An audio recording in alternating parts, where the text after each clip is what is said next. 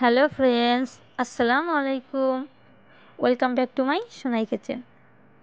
আজকে আমি আপনাদের করে দেখাতে যাচ্ছি লাউ দিয়ে মুরগির মাংস রান্নার রেসিপি। এভাবে লাউ দিয়ে মুরগির মাংস রান্না করলে খেতেও দুর্দান্ত লাগে। চলুন তাহলে দেখিয়ে দিচ্ছি। চুলাতে আমি একটা প্যান বসিয়ে দিয়েছি। এখন এর মধ্যে দিয়ে দিচ্ছি সয়াবিন তেল। তেলটা আমার গরম হয়ে গিয়েছে। এখন এর মধ্যে দিয়ে দিচ্ছি আমি গোটা জিরে। জিরেটাকে হালকা নেড়ে একটু ভেজে নেব। এখন এর মধ্যে দিয়ে দেব আমি গরম মশলা। দিয়ে দিচ্ছি 2-3টা দারুচিনি, এলাচ আর লবঙ্গ। হালকা নেড়ে 2 মিনিট মতো আমি ভেজে নেব। ভাজা হয়ে গিয়েছে। এখন এর মধ্যে আমি দিয়ে দিচ্ছি 2 চামচ পেঁয়াজ বাটা। আমি পেঁয়াজ কুচি দিইনি, আপনারা চাইলে পেঁয়াজ কুচিও দিতে পারেন। দিয়ে দিচ্ছি 1 চামচ রসুন বাটা, 1 চামচ জিরা বাটা, 1 চামচ আদা বাটা,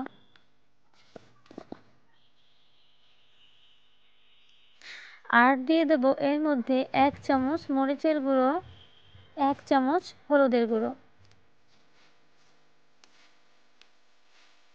আর দিব সামান্য একটু ধনিয়ার গুঁড়ো। দিয়ে দিচ্ছি পরিমাণ মতো লবণ। লবণটা আপনারা আপনাদের মাংসের উপর ভিত্তি করে দিবেন। এখন মশলাটাকে আমি নেড়ে চেড়ে কষিয়ে নিচ্ছি। মশলাটাকে অবশ্যই খুব ভালোভাবে কষাতে হবে, তা না হলে মশলার একটা গন্ধ আসতে পারে। যারা আমার ভিডিওটা দেখছেন একটা লাইক দিতে ভুলে গিয়েছেন, প্লিজ একটা লাইক দিয়ে সম্পূর্ণ ভিডিওটা দেখে নিন। মশলাটা আমার কষানো হয়ে গিয়েছে। এখন এর মধ্যে আমি দিয়ে দিচ্ছি আগে থেকে কেটে ধুয়ে পরিষ্কার করে রাখা মুরগির মাংসটাকে।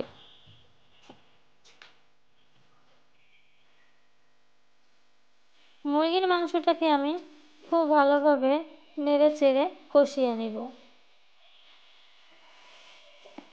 আপনারা তো সবাই আলু দিয়ে মুরগির মাংস রান্না করে খেয়েছেন। এখন একবার লাউ দিয়ে মুরগির মাংস রান্না করে একবার হলেও খেয়ে দেখবেন খেতে কতটা মজাদার হয়। মাংসটাকে আমি বারবার নেড়ে চেড়ে কষিয়ে নিচ্ছি।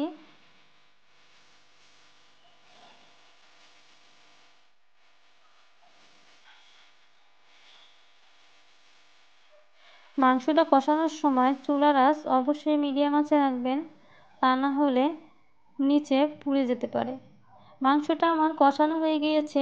এখন এর মধ্যে আমি দিয়ে দিচ্ছি আগে থেকে কেটে ধুয়ে পরিষ্কার করে রাখা লাউগুলোকে।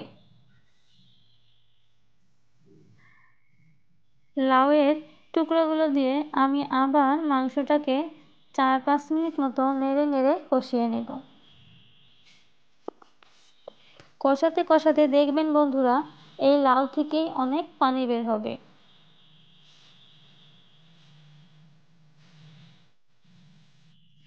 আমার চ্যানেলে যারা নতুন বন্ধুরা আছেন, যারা আমার ভিডিওটা দেখছেন, যদি একটুও ভালো লেগে থাকে প্লিজ চ্যানেলটাকে সাবস্ক্রাইব করবেন।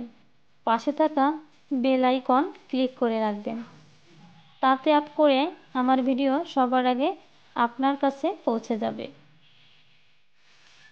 দেখুন বন্ধুরা, আমি কিন্তু মাংসে একটুকুও পানি দিইনি, লাউ থেকেই অনেক পানি বের হয়েছে। এখন একটু ঝোলের জন্য আমি 1 কাপ মতো গরম পানি তাই দিয়ে দিব।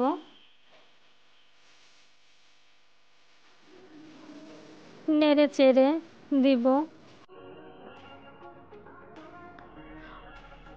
অপেক্ষা করব এখন এটা সম্পূর্ণ সিদ্ধ হওয়া পর্যন্ত। এখন এর উপর দিয়ে দিব 2-3টা কাঁচামরিচ। কাঁচামরিচ দিলে এর ফ্লেভারটা অন্যরকম আসে। ফিরে আসছি কিছুক্ষণ পর।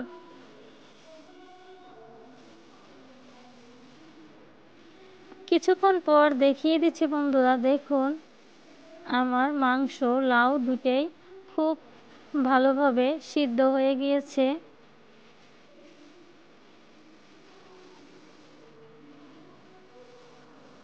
অফ ক্যামেরাতে আমি এই মাংসের মধ্যে দিয়ে দিয়েছি একটু ভাজা জিরের গুঁড়ো। এখন আমি নামিয়ে নিব। মাংসর তরকারিটা আমার রেডি। আমার ভিডিওটা আপনাদের কাছে কেমন লেগেছে বন্ধুরা? একটুকু ভালো লেগে থাকলে আমাকে কমেন্ট করে জানাবেন। আর আপনারা বাড়িতে একবার হলেও এই লাউ দিয়ে মাংস এই রেসিপিটি ট্রাই করে দেখতে পারেন। আমার চ্যানেল নতুন বন্ধুরা থাকলে প্লিজ চ্যানেলটাকে সাবস্ক্রাইব করবেন আর পাশে থাকা বেল আইকন ক্লিক করবেন। আবারও হাজির হয়ে যাব নতুন কোনো রেসিপি নিয়ে। আল্লাহ হাফেজ।